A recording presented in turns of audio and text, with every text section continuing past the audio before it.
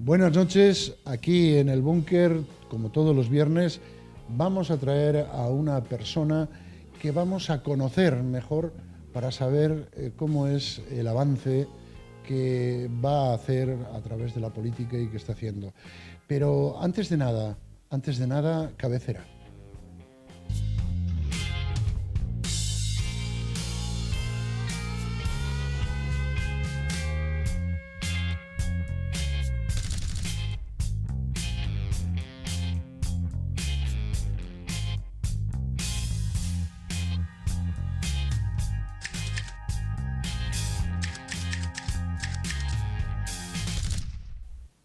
Bueno, pues esta noche tenemos con nosotros a Javier Urlé Mosqueira, que es graduado social, experto en Derecho Laboral, Seguridad Social y Gestión Deportiva. Está en el grupo Trabajo de Ciudadanos. Buenas noches. Buenas noches, José, ¿qué tal? ¿Lo habré dicho todo bien? Bueno, yo creo que sí, la presentación ha sido correcta y bueno, con todo perfecto. Javier, yo lo primero que hago siempre a todos los componentes de un grupo político es preguntarles, ¿quién es Javier Urlé? Bueno, pues Javier Urlé es una persona como cualquiera de los que estamos a lo largo de nuestra vida pues desarrollando nuestra profesión. Soy graduado social, ejerzo en un despacho y desde el principio, bueno, pues siempre me consideré una persona sobre todo sincera, siempre me consideré una persona abierta y siempre me considero una persona que sabe escuchar a las personas. Entonces, todo eso es lo que configura un poco lo que soy, ¿no? Es cierto que a lo mejor, bueno, pues puedo tener a lo mejor una forma de ser, una forma de pensar que me lleva a tener un posicionamiento o unas ideas pues referente a cuestiones básicas de lo que conforma la sociedad que me orienta en un momento determinado pues a pasar al siguiente estado, ¿no? De pasar de una situación meramente privada, lo que es mi familia, mi trabajo, a dar ese salto que tú habías anunciado al principio de pasar a tener una parte ya más pública relacionándome con la política. ¿Y cómo fue tus inicios caminando en esta vida? ¿Cómo llegas a grado social? ¿Por qué piensas en ser graduado social? ¿Qué es lo que te incita a ser lo que eres profesionalmente? Mira, la profesión de graduado social se basa en un lema, sobre todo, ¿no? Que es trabajando en pro de la justicia social. Para mí, tanto justicia como social son dos palabras que de por sí solas ya definen un poco lo que debería de ser la persona. A mí me gusta la justicia, me gusta, bueno, pues evidentemente que cuando una persona toma una decisión, cuando una persona actúa o cuando pues desarrolla cualquier tipo de actividad, siempre lo haga de una manera justa y que sea siempre conforme a la ley o a la norma.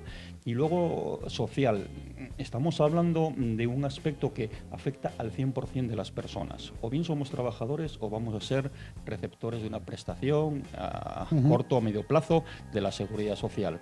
Entonces, bueno, pues yo creo que esas dos palabras, que es, repito, el lema de nuestra profesión, trabajando en pro de la justicia social, es lo que yo creo que ha determinado, bueno, pues en su momento, pues tomar esa decisión. Pero además yo también venía de otra parte, ¿no? Yo durante muchos años desarrollé labores de gestión en clubes deportivos, en asociaciones sin ánimo de lucro. Yo creo que todo viene relacionado, pues, en sí mismo, ¿no? La parte de justicia social, defendiendo los derechos y las obligaciones, que muchas veces nos olvidamos de esa parte, de los trabajadores y de las empresas, y luego también, bueno, pues lo que es la gestión de entidades sin ánimo de lucro, que yo creo que dan a la sociedad también, bueno, pues ese componente muchas veces necesario de visibilizar a lo mejor una situación que en un momento determinado se mantiene un poco oculto. Y es un poco el resumen que te puedo hacer, ¿eh? Y en un momento dado tú dices, bueno, voy a plantearme que voy a salir a nivel social y voy a generar pues un trabajo político donde hacer más constancia aquello que quiero gestar. ¿Cómo fue la llegada a ese establishment político? Bueno, en primer lugar, a mí la política siempre ha sido un asunto que me ha interesado. Me ha interesado porque evidentemente cualquier actuación legislativa a mí me afecta, igual que puede afectar o afectará a cualquier persona. No es una situación, el dar el paso no es por algo concreto, es sencillamente, bueno, pues una preocupación que desde que soy joven siempre me ha gustado. ¿Eres joven? Sí, bueno, yo tengo 47 años, pero estoy hablando desde los 16, 17 años. A mí siempre me ha gustado estar atento, bueno, pues a cualquier tipo de noticia. Yo me acuerdo con 16, 17 años cuando a lo mejor mis amigos se dedicaban, pues a lo mejor a, no sé, a situaciones, pues sí, a mí me gustaba mucho más, pues a lo mejor tener conocimiento y constancia de lo que estaba sucediendo a mi alrededor. Entonces, bueno, pues poco a poco fui dándome cuenta con el paso de los años que no solamente tenemos que estar a la espera o a las expectativas de lo que, vamos a decir, nuestras clases dirigentes o los políticos estaban haciendo. Yo creo que es importante ya pues dar ese salto. Además, bueno, pues para mí es una responsabilidad también. Yo tengo una niña, tengo una responsabilidad de intentar aportar todo lo que yo pueda para que su futuro sea lo que a mí me gustaría que fuera. Un futuro estable, un futuro razonablemente positivo y bueno, pues todo lo que pueda ayudar en ese sentido, bienvenido sea. Y el llegar a esa situación es lo que tú dices, es dejar de ser, como digo yo, un guerrillero de Chigre para entrar a formar parte en una situación que dices, no, voy a tomar parte en esto y voy a hacer los cambios que pueda hacer o que pueda generar, o al menos luchar por ellos, ¿no? Sí, eso está claro, sí, eso es indudable. A mí me gusta mucho aplicar el sentido común. Entonces, bueno, pues dentro de esa, vamos a decir, de esa premisa inicial de sentido común, yo creo que ahora mismo, bueno, pues es lo que falta en muchas ocasiones. Entiendo que Ciudadanos es un partido que está basado precisamente en uno de sus pilares, es el sentido común, el tener consciencia de lo que la ciudadanía está reclamando, y es precisamente, bueno, pues un poco lo que yo creo que personalmente demandaba y lo que yo creo que la mayoría de la gente demanda. Los extremos son siempre negativos. El estar estirando la cuerda por un lado y por el otro, a lo único que puede llevar es a romper, o que haya siempre una posición de poder que haga que una persona o una parte de la población sea arrastrada por la otra. Yo creo que el consenso, el sentido común, el poder ir todos, exactamente, la lógica, la unión, el todos estar en el mismo barco y remar en la misma dirección, no es que sea necesario, es que es, desde mi punto de vista, lo único que puede hacer que España, en este caso la Comunidad Autónoma de Asturias, Principado de Asturias o el municipio de Oviedo, pueda alcanzar los objetivos que se pretendan para la inmensa mayoría de la sociedad, que no es ni más ni menos que tranquilidad, tener un seguro o un futuro estable y poder disfrutar de todo lo que tenemos a nuestro alrededor. Y es un poco la idea que yo tengo. ¿Cómo llegas viste otros partidos y te quedaste en Ciudadanos o fuiste pasando por diferentes partidos hasta ver Ciudadanos? Mira, yo te lo comenté antes. Yo tengo un pensamiento en el cual los extremos no entran dentro de mi cabeza. La posición unilateral o una posición, vamos a decir, inalterable de un partido político es algo que yo tampoco comprendo. No se puede pretender en el siglo XXI, estamos hablando ya del año 2018, posicionamientos del siglo XIX o del siglo XX. Los partidos políticos tienen que ser conscientes de lo que reclama y lo que demanda la sociedad. Y la sociedad va cambiando. Por lo tanto, los partidos tienen que cambiar.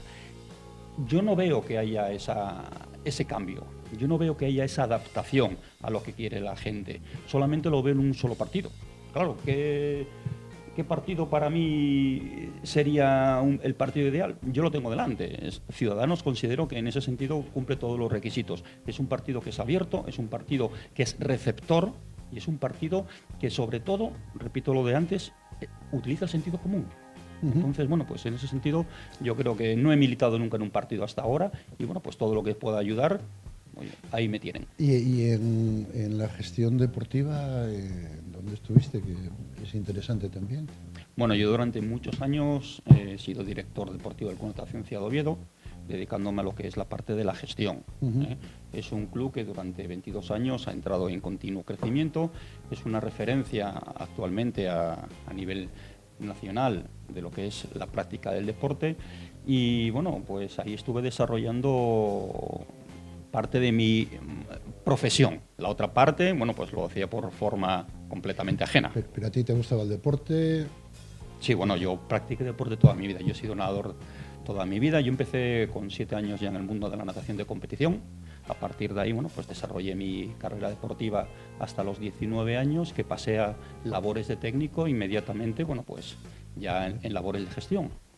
O sea, ya a los 7 años ya estabas nadando y ya compitiendo. Sí, además yo me acuerdo cuando yo tenía 7 años, porque yo soy de Avilés, yo nací en Avilés, y estoy hablando del año 70, pues cuando yo empecé a nadar en Avilés no había piscinas cubiertas. Teníamos que venir aquí a la antigua piscina que había cerca del colegio de Meres, yo estudiaba en el colegio San Fernando, veníamos los sábados, ahí fue cuando yo empecé a introducirme en el mundo de la natación. A partir de ahí fui poco a poco desarrollando, bueno, pues haciendo campañas de cursillos, fui progresando hasta que empecé ya en la natación de competición con una edad ya un poco avanzada, que serían los 12-13 años, y bueno, pues nadaba en Flotación Avilés y de ahí fue donde estuve yo desarrollando, hasta que pasé a Oviedo ya en el año 95. Es curioso, porque en Gijón, yo creo que en el 73, yo estaba nadando en una piscina cubierta en Gijón, que soy de Gijón, ahí en el Grupo Cultural Covadonga. Pero vamos, que estamos tan unidos, Avilés, Gijón y Oviedo, que bueno, igual daba lo mismo Meres que el Grupo Cultural Covadonga. Desde tu posición, desde la posición que manejas, ¿qué ves tú, qué podríamos mejorar? ¿Qué podríamos mejorar? La verdad es que es una pregunta muy abierta, muy abierta y complicada a la vez. Lo primero que tenemos que tener todos muy claro es que ante problemas grandes se requieren soluciones de consenso. Eso es lo fundamental. Voy a poner un ejemplo. Tenemos ahora mismo encima de la mesa el problema de las pensiones. Hay distintos posicionamientos, hay distintas estrategias, hay distintas ideas, hay distintos planteamientos de cada partido político o de cada orientación política. Yo creo que al final todo eso se tiene que reunir en una misma mesa. Y es una mesa que ya está conformada desde el año 95, se llama Pacto de Toledo. Es ahí donde tenemos que ir. Eso es un ejemplo de cómo tiene que funcionar esta sociedad. Nos tenemos que sentar, nos tenemos que unir, tenemos que plantear, dialogar, tenemos que discutir. Sí, claro. Claro, porque dentro de lo que es el diálogo y dentro de lo que es el tú a tú con una persona, el enfoque, evidentemente, pues la discusión, porque tú planteas una posición que es completamente distinta a la mía, pero evidentemente no tiene por qué ser la única, la tuya, o no tiene por qué ser la mejor. Tenemos que intentar llegar siempre a ese punto de consenso, porque al final yo creo que una sociedad lo que tiene que buscar siempre es el bienestar. El estado del bienestar y el estado de derecho son los pilares fundamentales de cualquier sociedad democrática del siglo XXI.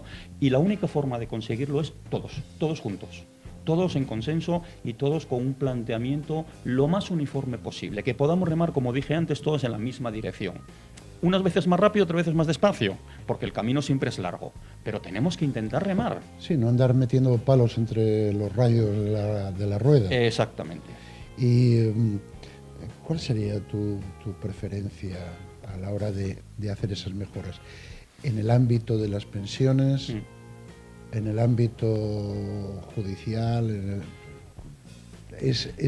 También es muy abierta la pregunta, pero sí. ¿Cuál es donde tú ves que pueda ser más eficaz mejorar la sociedad? ¿Solo en pensiones? No. Cuando hablamos de pensiones, las pensiones no es solamente, las pensiones es una parte de la sociedad. Yo creo que lo primero que tenemos que tener todos es claro que sin un planteamiento uniforme de todo el mundo, es decir, si todos no tenemos muy claro qué es lo que queremos, va a ser muy difícil alcanzar un objetivo. Es decir, primero vamos a marcarnos nuestros objetivos, ¿vale? En ese sentido, Ciudadanos yo creo que lo tiene muy claro. Entonces, tenemos que intentar llegar a ellos, tenemos que apoyarnos todos, tenemos que intentar que la mayoría de la gente conozca lo que nosotros, en este caso desde Ciudadanos, pretendemos alcanzar, comunicar, informar, utilizar la metodología necesaria para que pedagógicamente eso se pueda transformar en hechos y en situaciones concretas. Desde tu profesión como graduado social, ¿estás viendo que las circunstancias que estamos teniendo a nivel laboral también están influyendo tanto en las pensiones como en el entorno del empobrecimiento y la situación que estamos viviendo? Ya sé que pasamos por una crisis muy gorda, muy grande, pero si queremos hacer algo, el trabajo hay que ponerlo en marcha. Eso es clave, eso es clave. El sistema de pensiones se basa en la recaudación, o fundamentalmente en la recaudación de las bases de cotización de los trabajadores, tanto en el régimen general como en el régimen autónomo, en los regímenes especiales. Actualmente, las necesidades económicas para mantener la seguridad social, estamos hablando de unos 120.000 millones de euros. Los recursos que capta o que genera la seguridad social son 100.000 millones. Hay un déficit estructural de unos 20.000 millones anuales. ¿Cuál podría ser la solución? Por un lado, se plantea en determinados posicionamientos políticos que a lo mejor habría que hacer una aportación vía impositiva, que por otra parte se está haciendo, aproximadamente el 10%, estamos hablando de los complementos a mínimos de las pensiones, ya se está haciendo por la vía impositiva. Se está hablando también de la creación de nuevos impuestos, se está hablando de distintas situaciones, son todo parches, al final son todo parches. Tenemos que profundizar mucho más. En primer lugar, tenemos que saber cuáles son los problemas, y uno de los principales problemas es el empobrecimiento, como tú dices, del trabajo. En el año 2007, aproximadamente, habría unos 19 millones de trabajadores. Estamos acercándonos, ahora mismo, según los datos de noviembre y diciembre del 2017 del INE, tenemos aproximadamente unos 18.100.000, 18.200.000, vamos a decir, trabajadores, contratos de trabajo. ¿Estamos al mismo nivel? Parecido. Lo que ha cambiado, evidentemente, es la calidad del trabajo. Claro. La calidad del trabajo. Porque las bases de cotización, es decir, lo que cotiza tanto la parte trabajadora como la parte de empresa, es lo que va a determinar luego la vía de los ingresos de la seguridad social, que eso luego va a repercutir, entre otras cosas, en las pensiones o en las distintas prestaciones. Estamos hablando de prestación de desempleo, incapacidades permanentes, incapacidades temporales, es decir, tenemos que mejorar muchísimo más nuestra calidad, y eso es vía reforma laboral. Tenemos que profundizar, tenemos que dar un trabajo digno, o sea, tenemos que incrementar la calidad. Que hacer una reforma laboral. Por supuesto. Eso. Por supuesto. Vamos. Tenemos que no hacer una reforma laboral exclusivamente, tenemos que hacer muchas reformas, tenemos que hacer una reforma educativa. No puede ser que elementos o situaciones, vamos a decir, aspectos tan importantes como es la educación, depende de la voluntad política. La educación de nuestros jóvenes, de nuestros niños, es básica, porque es lo que va a determinar después la sociedad. La sociedad va en base de la educación que hemos recibido. Tenemos que hacer una reforma también de la formación de nuestros trabajadores. Tenemos que saber que nuestros trabajadores tienen que tener esa capacidad de decidir qué es lo que necesitan para mejorar sus competencias y habilidades, para poder o bien cambiar su entorno de trabajo o poder acceder después de un periodo de larga duración en desempleo. Tenemos que hacer reforma fiscal, tenemos que seguir mejorando muchísimo más y otorgando a nuestros inspectores de la agencia tributaria y de la seguridad y de inspección de trabajo, dotarles de mejores medios para evitar el fraude. Es decir, no es solamente una reforma, hay que hacer un cambio completo de todo lo que significa trabajo y mejora social. Lo que decías antes, estamos parcheando, pero el barco sigue haciendo agua. Sí. Hay que llevarlo a dique y empezar a carenar como es debido. Claro, el buque. El problema es que no se para. O sea, el gobierno actual no para hacer un verdadero análisis de la situación. O a lo mejor lo hace, pero no quiere, vamos a decir, desarrollarlo. Sí, a lo mejor cree que, claro, que va a seguir flotando de esta No. misma... A ver, flotar va a flotar. Ahora, el Estado de Derecho va a seguir manteniéndose. Las pensiones van a seguir existiendo, porque además la Constitución así lo declara. El problema no está en eso, el problema está en la calidad. Sí. Ese es el problema. ¿Va a haber pensiones en el futuro? Claro que va a haber. Sí. Ahora, ¿las va a haber con una suficiente calidad para que nuestros actuales mayores y nosotros en el futuro tengamos una dignificación de nuestra vida? Pues al paso que vamos parcheando, yo no soy demasiado optimista. Además, los mensajes que nos están dando desde los estamentos políticos, en este caso desde el gobierno, no son mensajes, desde mi punto de vista, demasiado correctos. Son mensajes negativos. Y negativos desde un punto de vista meramente económico. Voy a poner solamente un ejemplo. En España hay 3 millones de autónomos. La inmensa mayoría de nuestros autónomos cotizan pues, con la base de cotización mínima. 800, 900 euros, es decir, lo que significa una cuota mensual de unos 260 euros. Ellos saben que en un momento determinado de su vida, cuando nos estamos acercando a los 45 o 50 años, en función de los distintos factores de sostenibilidad, es decir, lo que se utiliza para determinar en la futura pensión, pues tendrán que cambiar o no cambiar la base de cotización. Si yo soy un autónomo con 45 años que me planteo pasar de mi cuota mínima a una cuota más alta que va a repercutir teóricamente en una pensión mejor de futuro, yo me plantearía si eso es necesario o no. Porque si el mensaje que me están dando es que dentro de X años, hablamos del 2030, que es cuando empieza la generación del baby boom español a ceder a la jubilación, no va a haber capacidad de sostenibilidad del sistema de pensiones, y yo, entonces todo lo que yo estoy haciendo ahora no me va a repercutir en el futuro, porque claro, las pensiones además es un acuerdo de yo aporto ahora esperando que después aporten para mí. Exacto. Entonces, ¿qué es lo que voy a cambiar yo? ¿Voy a pagar en vez de 260 voy a pasar a 500? Pues no, a lo mejor lo que tengo que hacer es invertir.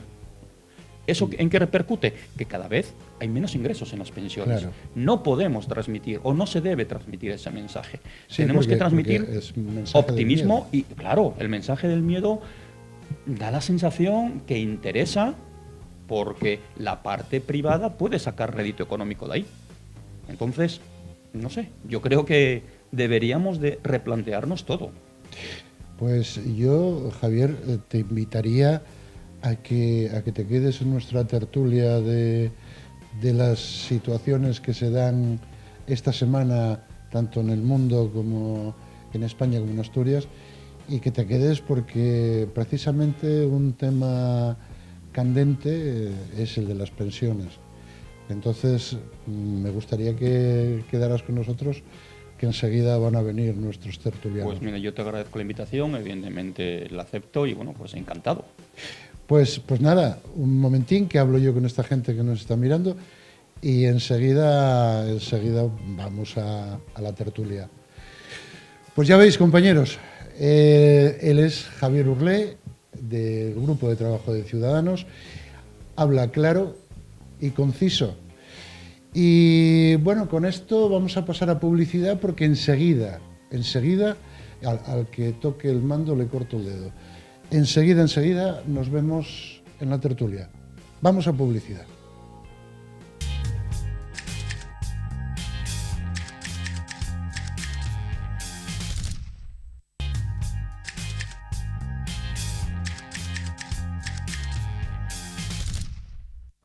Ya estamos aquí de vuelta. Vamos a ver qué pasó en la actualidad y para ello nos acompaña, como antes habíamos hablado, Javier Urlé.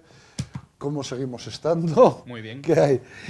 También tenemos a René, que es, buenas noches.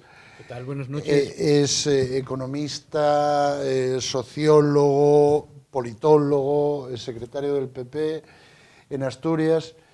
Y tenemos a Ignacio Loy, que es, buenas noches. Buenas noches. Es profesor de Psicología de la Universidad de Oviedo y entrando a la materia, hoy vamos a repasar un poco qué pasó esta semana. Esta semana nos dejó un personaje muy especial para la ciencia. Yo creo que para todos aquellos que quieren superar enfermedades y tirar para adelante, como era Stephen Hawking, que murió a los 76 años y no le daban 2 telediarios. La pena que se nos fue sin que le hubieran otorgado el premio Nobel. No sé vosotros cómo lo veis, pero creo que deja a la ciencia un vacío que podríamos decir cósmico con relación a los agujeros negros y todo lo que él estuvo repasando. ¿Podéis hablar? Bueno, yo creo que él fue un ejemplo, en primer lugar, de superación con respecto a esa enfermedad que le diagnosticaron siendo muy joven, con 20 años o 21 años. Y efectivamente, como dijiste, que consideraban que iba a ser, vamos, una cosa muy rápida y que no iba a tener posibilidad de vivir mucho tiempo, y sin embargo, pues tuvo una vida larga y plena de trabajo intelectual. Yo creo que además fue un hombre comprometido con su tiempo, y no solo con su ciencia en cuanto a sus descubrimientos científicos, sino también en cuanto a la divulgación, porque él, por lo que se convirtió en una figura muy conocida, fue también por un libro que en realidad es un libro de divulgación, ¿no? Un libro de divulgación que él hacía el chiste de que debía ser el libro menos leído y más vendido de divulgación científica que se escribió jamás, porque tenía un gran sentido del humor. Y después, pues que era una persona comprometida también políticamente, ¿no? Participó en la reacción por parte de los intelectuales contra la guerra de Vietnam, contra la guerra de Irak, en fin, que siempre estuvo un poco pues viviendo el presente, no como otro tipo. Hombre, él era inglés, por lo tanto esta terminología no se sabe muy bien si... No, eso no lo sé, no sé si sería votante del laborismo, pero bueno, por las cosas con las que se comprometió, pues es posible. Pero Inglaterra es muy rara en ese sentido, porque el espectro de los dos partidos tienen comparten. Hay gente que lo mismo podría estar en uno que en otro, aunque ahora las cosas se están decantando más en el laborismo, ¿no? Pero al final de cuentas, un personaje como él, un científico tan reconocido a nivel mundial, ¿por qué no es otorgado un premio Nobel? O los premios Nobel también pueden tener una historia política de por medio. Hombre, no lo sé. Los premios, el premio Nobel, los premios Nobel de las ciencias, yo creo que a todos los que se los dan se lo merecen, pero hay muchos otros que se lo merecen y no se lo dan. Yo no sé si es por unos motivos o por otros. También hay una cuestión de moda, ¿no? en las ciencias. Hay descubrimientos muy importantes que tardan años en reconocerse su valor, y la calidad de los científicos es igual, sea tu descubrimiento muy relevante o no lo sea tanto, porque la ciencia a veces se dedica a cosas, bueno, pues que no tienen tanta relevancia, la misma unas que otras. Hawking está casi a un nivel de Einstein, ¿no? Él decía que no. Él en todo caso sería heredero, ¿no? Es decir, él lo que hace es rellenar el intermedio entre intermedio tampoco es muy exacta la terminología, entre lo que va entre el Big Bang y los agujeros negros, ¿no? Es el recorrido que hace, bueno, su gran libro de divulgación, bueno, tiene algo otro de divulgación, quiero decir también. Es la breve historia del tiempo, ¿no? Que es su clásico. En todo caso, como anécdota, sí decir que este hombre que se le diagnostica la ELA a los 21 años, él, su mayor preocupación durante los 2 siguientes fue sobrevivir a esos 2 años para poder leer la tesis doctoral. Él llegó a creer que no iba a poder leer su tesis doctoral. Lo contó en alguna ocasión. Y incluso llega a tener hijos, porque lo que funciona, o sea, lo que deja de funcionar es su cuerpo, pero su cerebro sigue pleno de vida y llega precisamente a poder tener hijos y varias mujeres. Y recordar que ha estado muy presente en muchos programas de televisión, ¿no? En producciones de televisión. Sí, yo creo que además Stephen Hawking, aparte de ser una de las mentes privilegiadas del siglo XX y del siglo XXI también, es sobre todo una persona que ha tenido un gran reconocimiento social. A lo mejor es cierto que no le han dado, no sabemos, yo personalmente yo no conozco los motivos por el cual no le han otorgado un premio Nobel, pero sí que ha tenido un reconocimiento social. Es una de las personas que, bien por su investigación y también, bueno, pues por los valores que ha transmitido, yo creo que son de esas personas que trascienden de su ámbito profesional a un ámbito mucho más social, ¿no? Es una persona que tiene ese reconocimiento que antes comentaba, que yo creo que eso es también muy importante. No solamente es valorable el que seas merecedor de un premio, o que te concedan pues un grado determinado de, vamos a decir, de doctorado, ¿no? Estamos hablando de una mente privilegiada, pero que todo el mundo lo conoce y lo tiene, y yo creo que es un referente en lo que es la superación de las personas. Así todo, Hawkins, con el estudio de los agujeros negros, nos deja unos agujeros negros, un vacío en estos momentos con su muerte. A ver quién sigue adelante con su investigación. Hay otra cosa que me lleva a pasar página, ya que cada cual piense en Hawkins, pero bueno, ya veis el follón que hubo en el Reino Unido con la expulsión de 23 diplomáticos rusos por el gas nervioso hacia un agente doble. Theresa May empieza a echar a 23 diplomáticos rusos.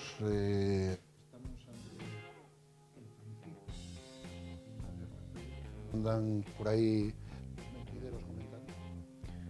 Bueno, estamos en un episodio más del enfrentamiento que se viene dando desde hace tiempo entre dos polos de dominio del mundo, que son Estados Unidos y Europa por un lado y Rusia, China, Oriente por otro lado.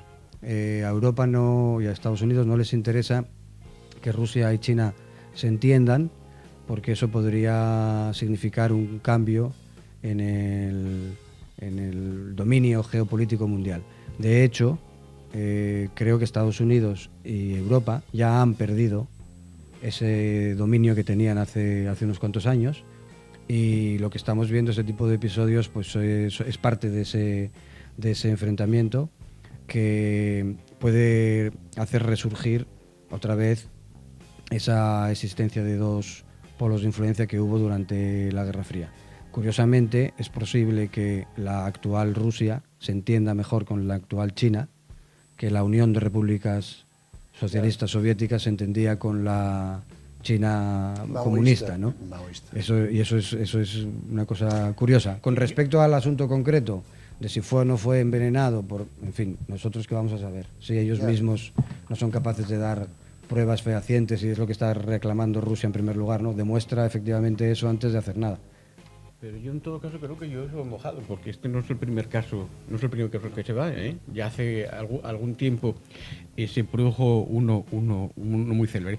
Sí, hacer varias reflexiones. En primer lugar, que estamos ante una antigua Unión Soviética, hoy Rusia, que ha pasado del comunismo al populismo. Es una cosa clara.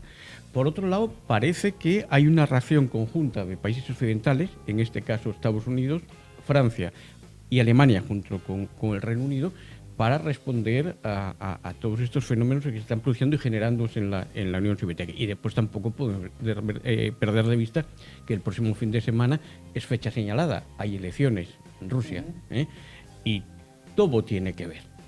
Y en la madre Rusia más todavía. Por tanto, yo relacionaría una cosa con otra.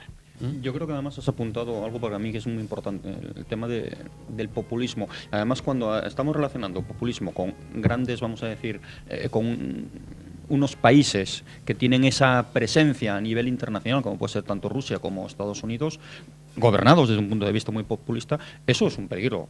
Además, estamos hablando de dos extremos completamente opuestos que se están estirando, vamos a decir, una cuerda. Esa cuerda, como rompa, el problema no va a ser para los extremos, sino va a ser para lo que quede por el medio.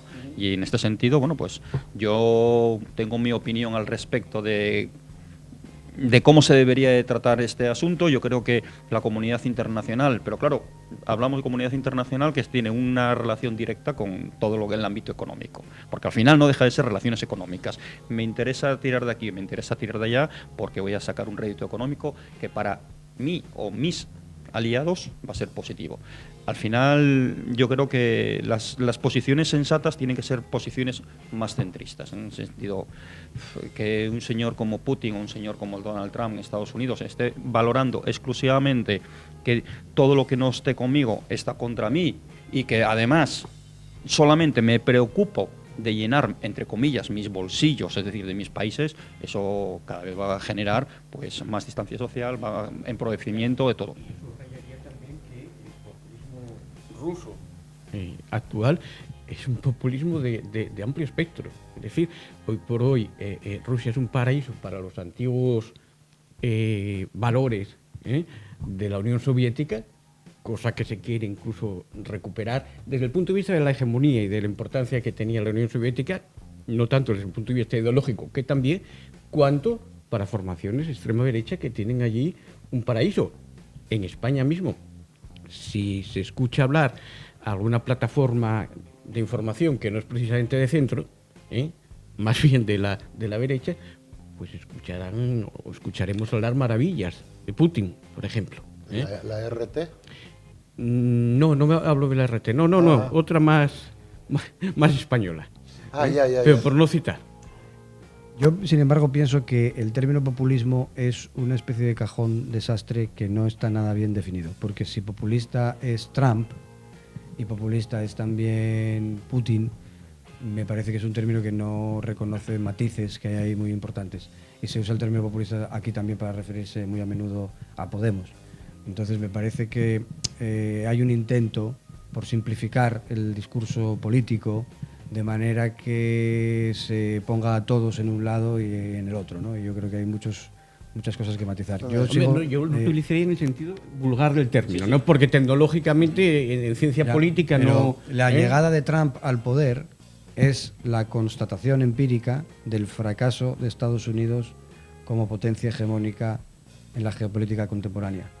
Gana precisamente ese discurso de recuperar Estados Unidos, el orgullo de ser estadounidenses, sí, América primero, todo eso es claramente populismo, ¿no? Y en manos de un niño pijo que no es un ricachón hecho a sí mismo, sino que es un ricachón que hereda, que está acostumbrado a decir lo que le dé la gana, que no es un político acostumbrado a mediar, a negociar, a crear voluntades unidas por un frente común, es decir, lo que es el trabajo importante del político, ¿no? Del líder social, sino que es una persona pues muy primaria en sus conocimientos del mundo, muy impulsiva a la hora de decir las cosas, sí, en fin, y tener que retractarse. En cambio Putin pues es un estadista de primera magnitud. No olvidemos que era de la KGB. Fue el jefe de la KGB, inmediatamente se recicló para ser lo que es hoy y no tiene nada que ver con Putin. Sin embargo, también asistimos a cuando fue elegido Trump, a unas denuncias acerca de que Putin le había ayudado a llegar al poder. Entonces, la gente puede estar muy despistada con respecto a qué es lo que pasa. Yo te lo regalo de todas las formas, los dos. Yo tampoco. No lo llames populismo, llámalos lamelibranquios o lo que quieras, pero al final de cuentas es lo Pero creo mismo. que lo importante es esa cuestión de quién va a dominar el mundo, que es también lo que explica la guerra en Siria. El dominio de esa zona de Medio Oriente es muy importante y ahí es lo que se está dilucidando es... Donde están implicados los dos agentes. Efectivamente, claro. O sea, que se está dando esa batalla y la va ganando China y Rusia. No, la va ganando China sin falta de tirar ninguna bomba. Efectivamente. Cuando China despierte. Lleva años despertando. No, pero quiero decir de mi época, como el amanecer, ¿cómo era? El amanecer de los brujos era, o cuando China despierte, que lo recomiendo leer mucho.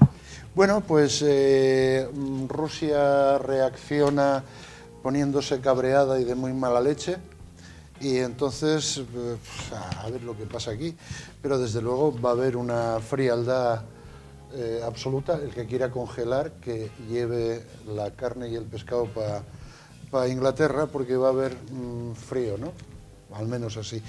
Y después hay otra cosa que está en el panorama mundial, que es la guerra comercial que, digamos, había, y digo había, todavía sigue habiendo, pero entre Estados Unidos y la Unión Europea, pero que ahora también Rusia se apunta a la historia como forma de meter baza ante la situación con Inglaterra. Vamos, esto es una merienda de... yo qué sé, pero... yo creo que es más claro que todo. Es una involución en el libre comercio, ¿no? Es decir, desde hace décadas se estaba avanzando y las organizaciones internacionales lo estaban trabajando de forma adecuada en acuerdos multilaterales y bilaterales en su caso de libre comercio, ¿no? En este momento, ¿quién hace que todo eso entre en crisis? No es la Unión Europea. La Unión Europea es partidaria de libre comercio y de hacer una globalización razonable, ¿eh? Es Estados Unidos, a través de la presente administración Trump, la que dice, mire usted, vamos a aplicar políticas más restrictivas, vamos a aplicar políticas de aranceles, y todo lo que había venido siendo la tradición básicamente de la Organización Mundial de Comercio, se quiebra porque hay un nuevo inquilino en la Casa Blanca y tiene esa voluntad política que, por cierto, anunció en la campaña electoral. Y tampoco debemos olvidar otra cosa, que este señor ganó legítimamente las elecciones, y hubo muchos americanos, millones de americanos, que le dieron su confianza, con lo cual eso también habrá que tenerlo en cuenta. Es decir, no llega a través de una oposición o de un golpe de Estado, Eso también es cierto. Que guste más o menos mi posición respecto a eso, yo ya lo expresé muchísimas veces. ¿Aguantará los 4 años? Yo creo que sí, no tiene por qué no aguantarlos. O sea, como están dimitiendo y haciendo dimitir, pues llegará un momento que no haya gente. El problema es que aguántenlos alrededor, no él. Claro. Yo pienso, sin embargo, que la situación es más compleja. El liberalismo, yo creo que es una patraña, básicamente. El liberalismo es una ideología que consiste en imponer a los demás países renuncias a tomar medidas que les beneficien en el comercio para que las grandes potencias puedan entrar impunemente en sus mercados. Los tratados de libre comercio, por ejemplo, con América Latina, que al final no se pudieron aprobar, precisamente por la llegada de Chávez al poder, y Brasil con un gobierno de izquierdas, y la evolución de la propia Cristina Kirchner en Argentina. Sí. Eso paralizó la aplicación del Tratado de Libre Comercio. El Tratado de Libre Comercio imponía a los países de América Latina que no pudieran tomar medidas proteccionistas para sus economías, mientras Estados Unidos siempre las ha adoptado, con sus propios productos y con sus propios trabajadores, ¿no? Hay medidas proteccionistas siempre por parte de Estados Unidos y por parte de Europa a sus productos, mientras intentan imponer a los demás que no tengan esas medidas. En cambio, hay muchos países iberoamericanos que están impulsando tratados de libre comercio en el área del Pacífico, claro, por ejemplo. Los países, y además son entusiastas con mucha cuestión. Son los países que están dentro de la órbita de Estados Unidos y haciéndole con los gobiernos que le están haciendo el juego a la política internacional de Estados Unidos por diversos motivos. Con la ayuda de los grandes del Banco Mundial y del Fondo Monetario Internacional, que lo que tiene es sometidos a los países pobres por la deuda y por los sistemas de crédito con los que funcionan. El que paga el pato siempre son los países pobres, donde no hay capacidad de protección a sus agricultores y a su agricultura, países de África y algunos países de América Latina y algunos países de Asia, y entonces cuando esos países, sus productos, pues tienen problemas, no pueden protegerlos de ninguna manera, precisamente porque las grandes potencias imponen esto. O sea que el liberalismo... No tengo que ir tan lejos. El liberalismo económico es una mentira construida por los poderosos para imponer su protección a los demás. Y la prueba más evidente es la guerra. La guerra es el máximo exponente de la intervención. Cuando ya con otros procedimientos no pueden controlar un país como Siria, que es geopolíticamente muy importante para las energías, para el gas, para el petróleo, entonces hacen una guerra, que es la máxima intervención. La máxima intervención es la guerra. ¿Y a ti te parece bien que haya 350.000 muertos a fecha de hoy en Siria? ¿Cómo me va a parecer bien? Bueno, pues porque algo habría que hacer, ¿no? Pero los muertos... Algo habría que hacer. Los muertos... porque ver cómo muere la gente... Al parecer las guerras las hace un bando solo. El otro bando no hace la guerra. Es muy curioso esto. La guerra es... Estados Unidos participa Pero en la rebelión. Pero ¿quién está interviniendo? No, en Siria se produce hace 7 años. Interviene de un muchas episodio formas. más de la Revolución Verde. La Revolución Verde no es una alcachofa que crece espontáneamente. Nada más. La Revolución nada más. Verde está orquestada. En unos países fue un movimiento Son así, popular. ¿eh?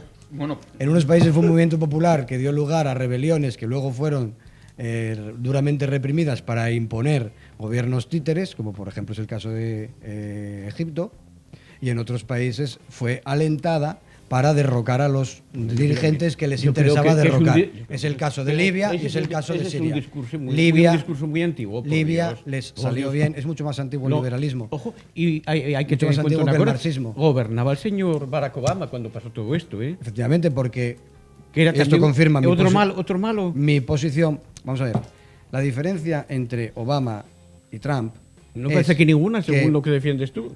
es la siguiente. Obama hablaba muy bien y exponía unas cosas, unos valores muy bonitos, pero Estados Unidos Pero era no... también muy malo, muy malo, muy malo. Vamos a ver. Si quieres simplificar la cosa en términos de buenos y malos, hazlo, pero no me lo pongas a mí.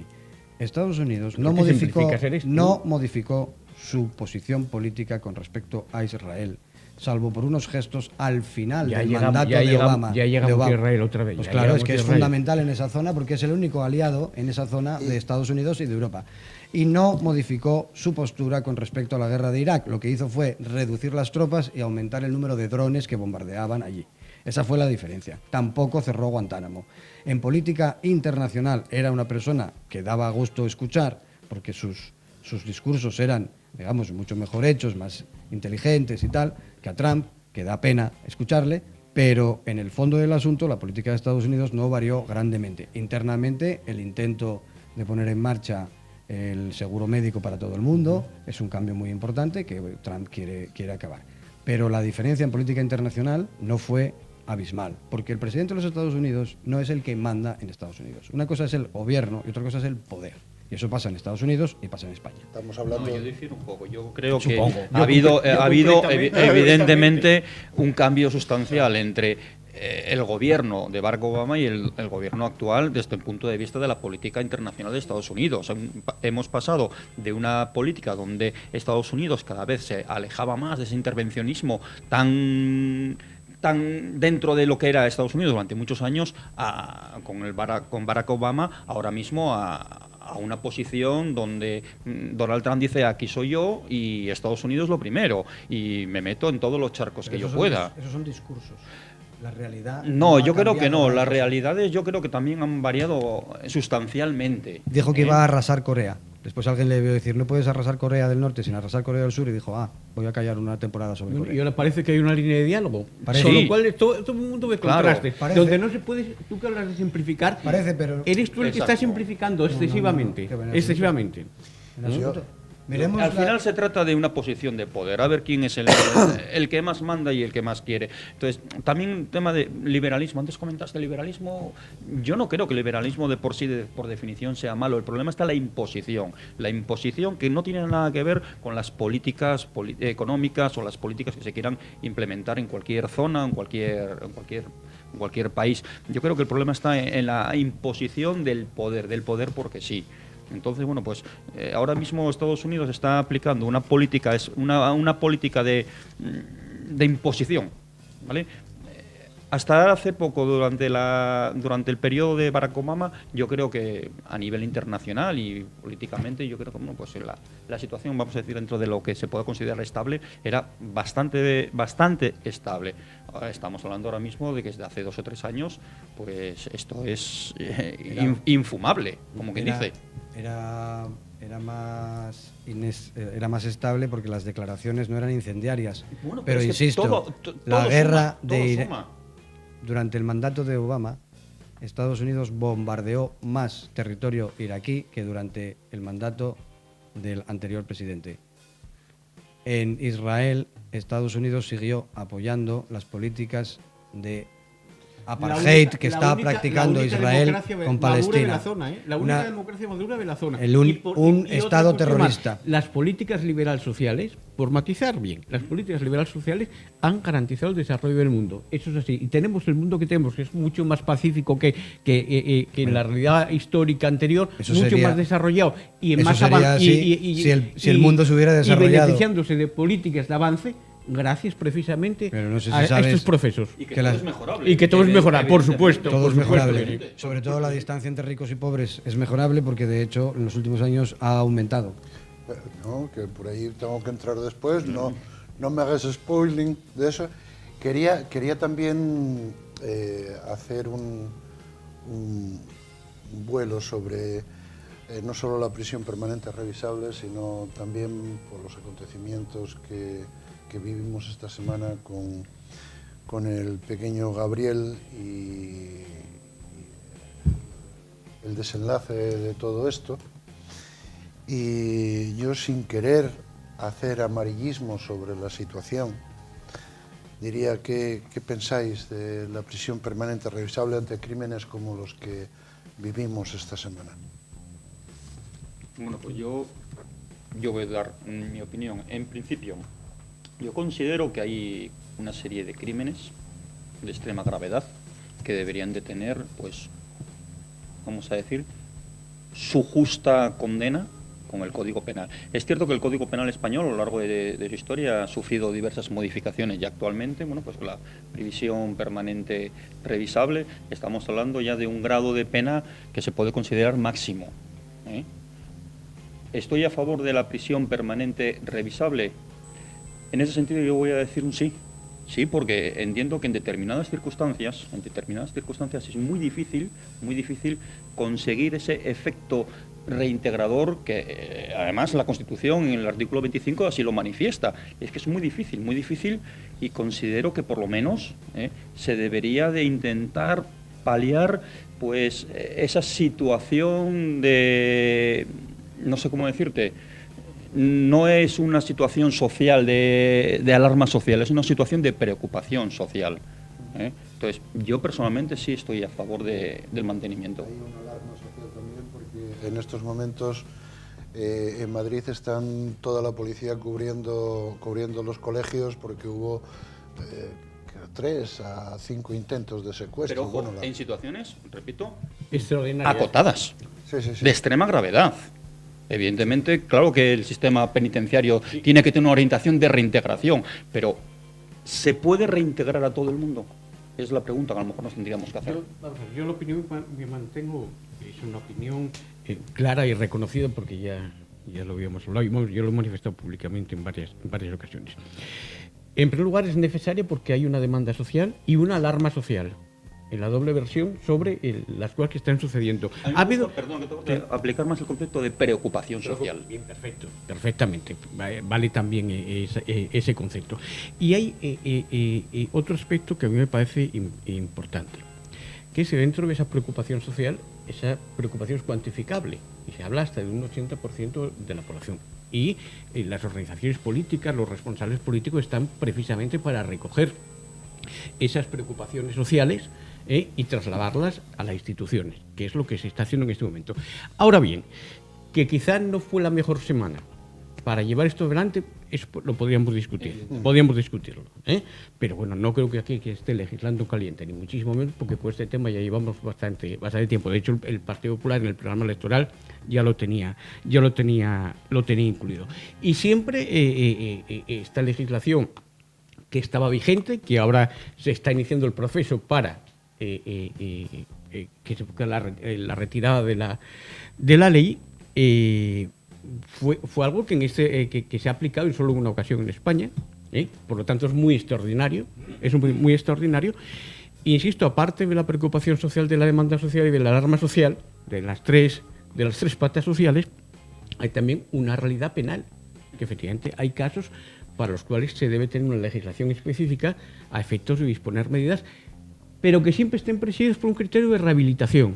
Siempre. Y creo que esta ley no renuncia a ello, ni muchísimo menos. Que se podía haber hablado también de los plazos a aplicar, etcétera. Bien, pero también se puede volver a hablar ahora, con lo cual no hay nada cerrado, ¿no? Pero insisto, que esa demanda social existe es algo evidente y cuantificable. Entonces, las demandas sociales se satisfacen cuando interesa, y cuando no interesa se pasa de ellas cantidad. Se satisface siempre. El 100% de los pensionistas quieren que les suba la pensión. Sí, Esto es sí. seguro. ¿Y- Entonces y- habría y que... quién hay quien no quiera? habría que- ¿Tú se- conoces a alguien, pensión- ¿tú conoces a alguien que no quiera subir las pensiones? yo quiero pensión... Yo no conozco a nadie. Pensión creciente revisable, habría que poner. Pero voy a... Estás haciendo spoiler. Voy a decir que estoy totalmente en contra y creo que aquí estamos ante un caso claro de mezcla de electoralismo y populismo, con todos respetos, rastrero, de oportunismo. Y Nada, no hacemos nada, y voy entonces. No hacemos nada, no hacemos nada. voy a intentar explicar el asunto refiriéndome a una cosa más grave que en algún momento se defendió. El profesor Gustavo Bueno defendió la pena de muerte para aquellos casos en los que hubiera crímenes horrendos, o sea, asesinos o criminales confesos de crímenes Pero horrendos. aquí la pena Porque de muerte, decía- pero aquí la pena sí, de muerte pero nadie el la ha argu- puesto sobre la pero el mesa. argumento es Yo muy- estoy en contra, pero vamos. Ya te lo digo bien sí, claro. pero quiero que que nos fijemos en el argumento. Si hay una persona que ha cometido un crimen horrendo, puede pasar dos cosas. Una, que esté arrepentido, que tenga conciencia de lo horrendo que hizo, y entonces él mismo se querrá morir. Entonces, para facilitarle este trauma, el Estado lo sacrifica. Es eutanasia procesal, lo llamaba el profesor Bueno. También puede darse el segundo caso, que él no tenga conciencia de que haya hecho nada malo. Y entonces decía el profesor Bueno que ¿para qué quieres esa cosa en la sociedad? Peguémosle un tiro y andando. Bien. Aquí Pero eso no es objeto de debate. No, aquí de lo que porque no se quiere llegar a decir esto así tan claro, y entonces está con estos eufemismos. Prisión permanente revisable en la práctica es la misma situación que hay ahora, que a una persona se le condena a 30 años y se revisa su pena cada cierto Es la tiempo. legislación vigente. Y se Claro. revisa en función, no se revisa alegremente, se revisa en función de una serie de profesionales, psicólogos, especialistas, Forenses. criminólogos, forenses y jueces, especialistas en eso, jueces de vigilancia penitenciaria, etcétera, que después de todos esos informes, pues deciden dejar a una persona que tenía 30 años antes de cumplir los 30 años fuera.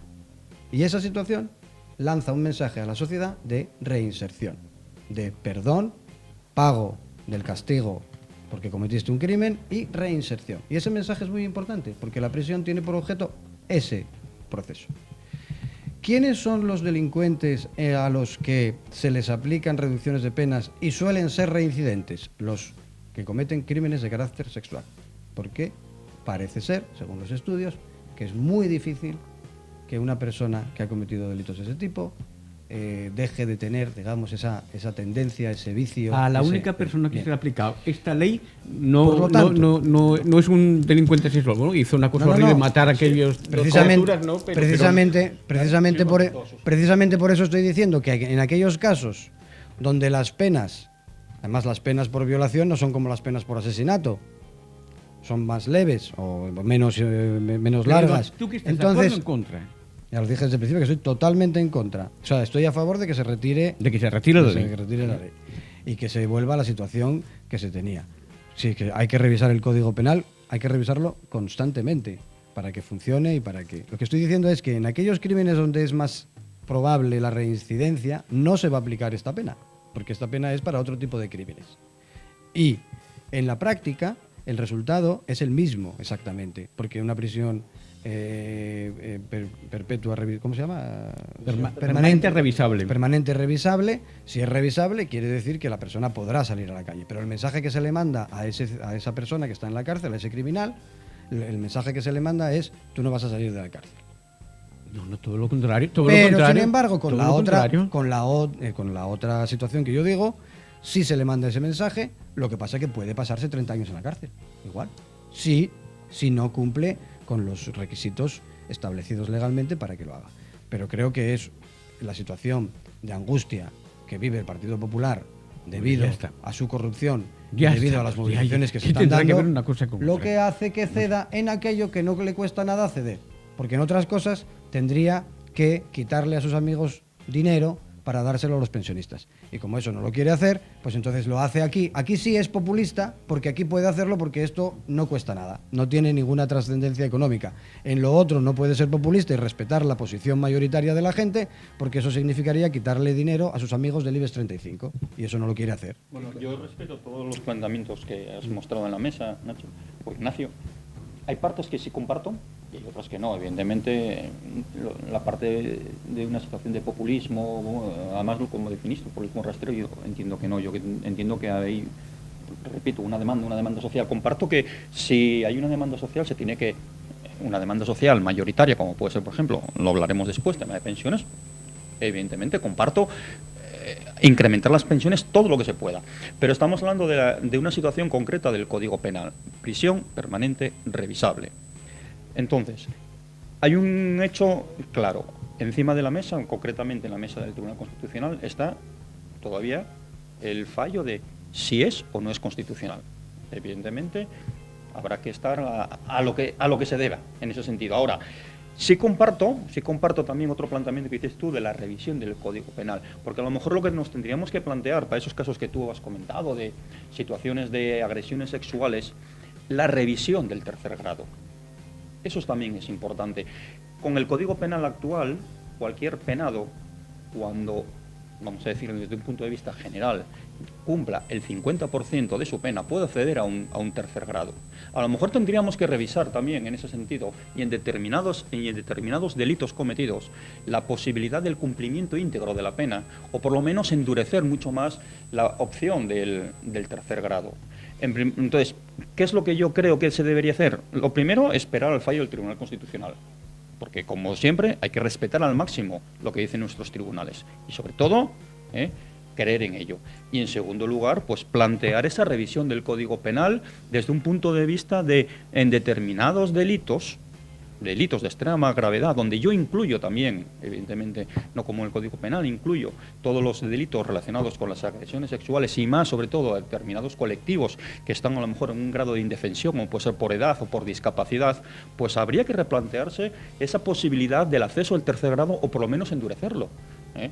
El cumplimiento en todas las penas o el endurecimiento del acceso al tercer grado. Entonces, yo creo que comparto que el sistema penitenciario español, por lo menos la idea de lo que es el Código Penal, tiene que ser la reinserción. No podemos de repente tener una persona en sociedad y decir, bueno, pues deja de existir. No, está ahí. Vamos a apostar por su reinserción. Ahora, tú lo manifestaste, ¿todo el mundo tiene capacidad de reinserción? No lo sé. Pero yo me refería a la revisión en otros muchos aspectos, porque resulta que le hacemos caso a un clamor popular cuando se producen asesinatos graves como estos, pero hay que hacerle caso al clamor popular con cierta cautela, porque si por clamor popular se fuera a la mujer esta que mató a este rapacín, la matan en la calle. Pero estamos hablando de eso.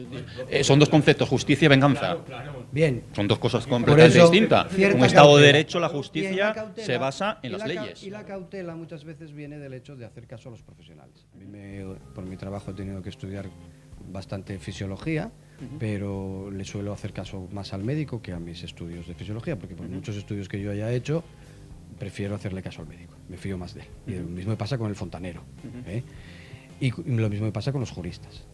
Yo puedo tener mis opiniones acerca, pero hay una serie de datos y una serie de posiciones hechas por los juristas. Los juristas dicen que tenemos un sistema penal decimonónico, que castiga al ladrón de gallinas y deja libre al gran defraudador, al que roba bien, robado.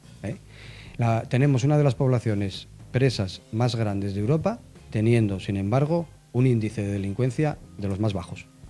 Una cosa paradójica, ¿cómo es posible?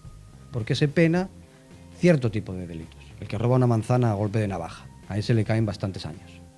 Pero el que roba mucho dinero de manera limpia no es tan grave. Y ha habido más de 100 juristas que han firmado un manifiesto declarándose en contra de esta medida que se está adoptando. Creo que deberíamos hacerle caso a ellos y pensar que tenemos un sistema judicial que tiene muchos fallos, si se quiere decir así, igual que tenemos muchas otras instituciones que tienen fallos, pero que los que están trabajando ahí son los mejores de nuestra sociedad trabajando en esos ámbitos. Y habría que hacerles caso.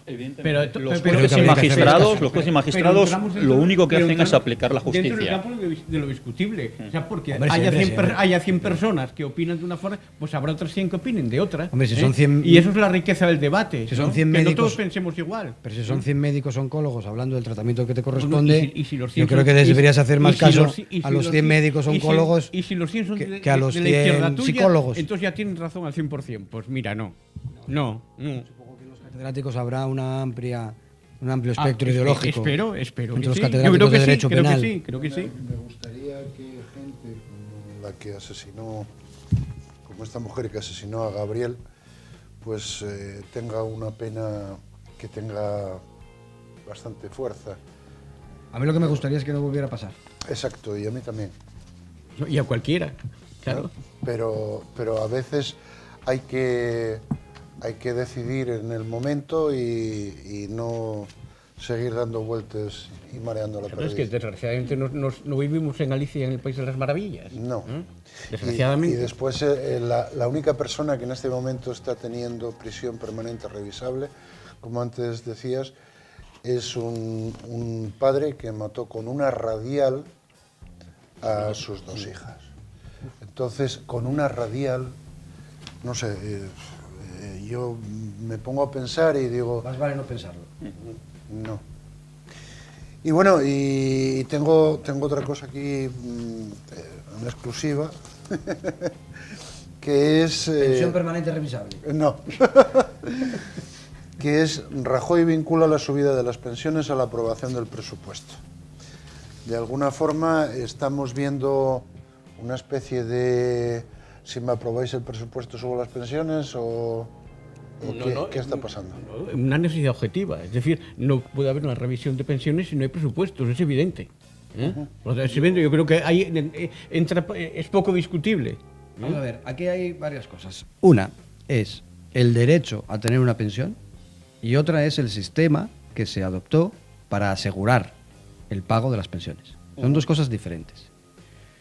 El derecho se mantiene aunque el sistema esté en peligro debido al hecho de que la pirámide de trabajadores pues, se ha reducido drásticamente. Esto es una de las causas de que el sistema de pago de las pensiones haya entrado en quiebra. Y el uso de esos fondos para otros fines que ha realizado el Partido Popular. Eso es falso. Eso es así. Es falso. Bien, lo A tenéis ver, que... ¿para qué fines? ¿No? Lo tenéis- ¿Fines? ¿Qué fines? A ver. Lo tenéis que Pero, negar. enumera qué fines. Lo tenéis que Porque negar. Lo Lanzar tenéis- aquí las cosas para ¿qué fines? Lo A ver. tenéis que negar porque si no... ¿Cómo no se va a negar? Pues es falso. Lo tenéis que negar, no queda A ver, más ¿a qué remedio. fines? ¿A qué Pero fines se dedicó? se dedicó a todo aquello en lo que se necesitó dedicar porque era el único fondo ¿Y que qué es todo estaba aquello? garantizado. Pero tú dime qué es que aquello estaba que se- garantizado. Bueno, o sea, Pues el fondo de se pensiones, hizo. el fondo de pensiones ver, estaba René, diseñado déjame para terminar. una época de crisis. Déjame Y terminar. desgraciadamente pasamos una crisis A muy ver, profunda. permite que te interrumpa y el mientras. fondo se fue consumiendo. Permita que te interrumpa mientras me estás Que hay interrumpiendo. otras- que hay otras vías de financiación, sí las hay. Déjame que te Sin duda interrumpa. alguna que las hay. Déjame que Pero te no interrumpa. mezclemos una cosa Sí, como pues, otra, no me digas, Yo es que espero que termine. Déjame que te pero interrumpa a mí no mientras me digas estás que se gastó interrumpiendo. en no sé qué, no, se Se- empleó en pensiones, se no otra gastó- cosa. Mejor uno, ¿De uno dónde- y después otro, porque si no... ¿De dónde No se entiende. salió un dinero que no estaba en ningún presupuesto para dárselo a algunas cajas de ahorro? ¿Pero qué tiene que ver el fondo de No, pensiones no. con las cajas de ¿Tú ahorro? sabes dónde salió? Porque no estaba en ningún presupuesto. ¿Pero qué tiene que ver el fondo No. de pensiones con Vaya, las hombre. cajas de ahorro? Así no se hubieran podido escribir los diálogos platónicos. Hay que contestar a las preguntas que hace el Sí, maestro. los platónicos. Sí, exactamente. Si no contestas a las preguntas, nada tiene sentido. Se Pero eres gastó, tú el que no se contesta. gastó el dinero de los pensionistas en otras Eso es cosas. falso. Y ahora, Es que es falso. bien, vale, está bien. Siendo falso y todo, sigo con mi argumentación falsa.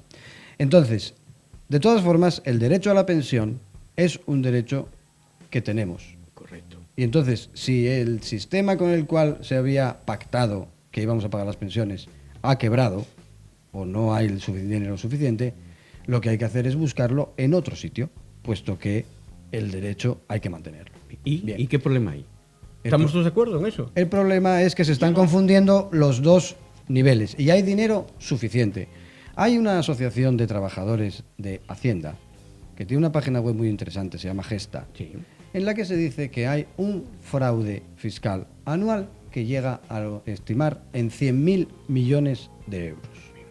Ese fraude fiscal no lo comete el ciudadano de a pie que vive de su salario. Ese fraude fiscal tan enorme lo cometen las grandes empresas. ¿Y qué tiene que ver esto con el fondo de pensiones? Las grandes empresas. Las grandes empresas que se han beneficiado del progreso económico del país y que tienen beneficios que se miden también y que son las que generan en trabajo. miles, y que son las que generan trabajo. y Tampoco son las que olvidemos, tienen por obligación que pagar aproximadamente un 30% en impuestos, Sí. y tienen mil formas de eludir eso. Y en la práctica, Pero tú según solo- algunos tú solo estudios, puedes demostrar. según algunos Ya, estudios, ¿qué estudios? a ver, René, siempre Es estás que ese igual. no siempre soy Siempre igual, estás no es que igual. quiero ser concreto. Según, ya lo han dicho en muchísimas ocasiones, pagan alrededor de un 7%. Por lo tanto, tienen que pagar más dinero. Yo comprendo que no lo va a hacer mañana. Pero el problema de fondo es que el plan del Partido Popular es vaciar de dinero las arcas públicas para darlo a manos privadas. Ese es el gran plan, es el gran plan que está en marcha y que ya lo han puesto en algunos ámbitos en marcha. Y por eso nos están lanzando un día sí y otro también el presidente del Banco de España, etcétera, que suscribamos fondos privados. Porque la estrategia es vaciar las arcas del Estado para que todo ese dinero que maneja el dinero público pase a manos privadas. Lo han hecho con la educación, con la enseñanza y con las pensiones. Orden. Varios temas. No, estamos tratando muchísimos temas. Y a lo mejor no nos estamos centrando en el verdadero problema. El problema es la sostenibilidad o no del sistema de seguridad social, concretamente de las pensiones. Al día de hoy está claro, el sistema de seguridad social necesita 120.000 millones al año. Y se genera 100.000. Hay un déficit de 20.000 millones. Para analizar el problema, yo creo primero hay que ir a las causas. Y lo primero, antes de ir a las causas, es utilizar el Pacto de Toledo. El Pacto de Toledo se creó en el año 95 con un único fin: intentar aislar algo tan importante como es las pensiones, que afecta al 100% de los españoles, o ahora o después, intentar aislarlo de lo que es la utilización política o la utilización electoral de algo tan importante como es para cualquier persona su futuro. Y deberíamos de remitirnos al Pacto de Toledo. El Pacto de Toledo, en el año 95, repito, generó una serie de recomendaciones donde ya se preveía esto que está pasando. Eso fue el motivo que en el año 2000 se generara este fondo de pensiones, la hucha de las pensiones famosas. Pero ya se preveía. Problema, que no se actuó en consecuencia. Se debería de actuar desde un punto de vista además transversal y estructural, porque no estamos hablando solamente de un único problema. Esto es demasiado, vamos a decir, muy complicado como para poder centrarlo en un único problema. Hemos pasado un periodo de crisis. Ese periodo de crisis habría que analizar los motivos que nos llevaron a la crisis, pero ¿qué es lo que ha sucedido con la crisis? En primer lugar, un empobrecimiento de los trabajadores desde el punto de vista salarial. Sus bases de cotización han disminuido. Y un enriquecimiento de la gente más rica. Ha habido un empobrecimiento de los trabajadores y evidentemente, bueno, pues habrá gente que se habrá enriquecido, pero ha habido un empobrecimiento de las bases de cotización. Eso repercute directamente en la capacidad que tiene la Seguridad Social de captar recursos. Entonces, deberíamos de plantearnos que la dignificación del salario es lo que va a significar la dignificación de la jubilación futura. Tendríamos que replantearnos la reforma laboral que se sucedió en los últimos años, desde el año 2011 en adelante. Habría que hacer modificaciones para conseguir, en primer lugar, una, repito, dignificación de nuestro salario. Pero hay que hacer más reformas, hay que hacer una reforma educacional. De la misma manera que las pensiones se tienen que quedar fuera de lo que es el debate político, la educación también. No podemos estar a la expensa de voluntades políticas que cada 4 u 8 años cambien las distintas leyes de educación, ¿no? Eso tiene que ser algo fundamental, es transversal y es determinante para las personas. La formación, el fraude, la lucha contra el fraude fiscal, claro que sí. ¿Qué es lo que se está haciendo actualmente? Parchear. ¿Eso genera algún tipo de previsión futura de que esto es sostenible? No. Tenemos que sentarnos en la mesa, utilizar verdaderamente lo que se ha generado, que yo creo y considero que es necesario, que es el Pacto de Toledo, sentarnos, mantenernos al margen de cualquier tipo de debate político electoral, vamos a sumar, vamos a restar votos, no, vamos a generar ilusión y futuro para nuestra sociedad. Eso es lo que, por donde debe mejorar una reforma laboral, una reforma a nivel educacional y de formación de nuestros trabajadores, de nosotros, Nosotros tenemos que trabajar en ese sentido. Hay que hacer mucho énfasis en el fraude fiscal. Hay que trabajar y hay que aportar los medios necesarios a nuestros inspectores para que vayan detrás de los defraudadores. Y evidentemente, políticas de natalidad.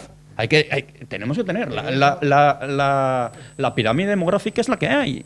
Las proyecciones son las que son. El pequeño problema que tiene ese discurso es que va en contra de la realidad que estamos viviendo. La realidad que estamos viviendo es que se está degradando el servicio público de la sanidad, de la educación, favoreciendo la iniciativa privada en todos los ámbitos, y en las pensiones también se está degradando el sistema público de pensiones para dar oportunidad de negocio a las entidades financieras que tienen fondos privados de pensiones. Ese es el plan. Ese es el plan. ¿Mensaje de miedo que se transforme en lo que tú dices? Claro que sí. Tenemos 3 millones de autónomos que en un momento determinado de su vida se tendrán que plantear cambio o no cambio la base de cotización. El mensaje a lo mejor tenemos que trasladarlo de otro punto de vista, tenemos que generar esa ilusión, pero que genera ilusión no estamos hablando de algo etéreo, no, con trabajo.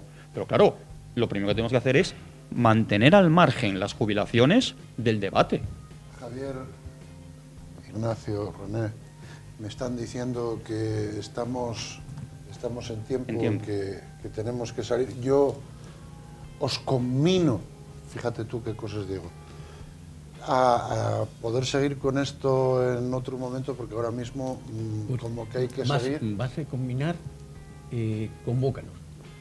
O convídanos. O convídanos también. Pues muchísimas gracias por estar aquí, a los tres. Muchísimas gracias por poner un poco de orden, entre comillas, a todo esto.